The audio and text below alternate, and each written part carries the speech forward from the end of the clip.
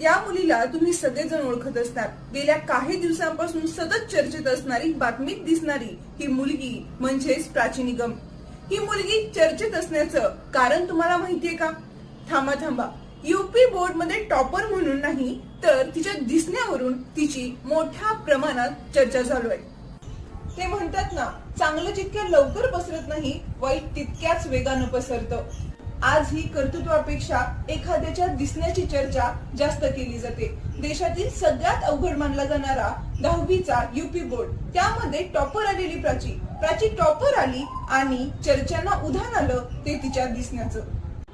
वाईट याचं वाटतं, बीबीसीनं घेतलेल्या एका इंटरव्ह्यू मध्ये प्राची म्हणते, मला 1-2 मार्क कमी पडले असते तर मी टॉपर नसते आले आणि यूपी बोर्डात जर मी पहिली आली नसते तर माझ्या दिसण्याची इतकी चर्चा झाली नसती, त्यावरून मला इतकं ट्रोल केलं गेलं नसतं.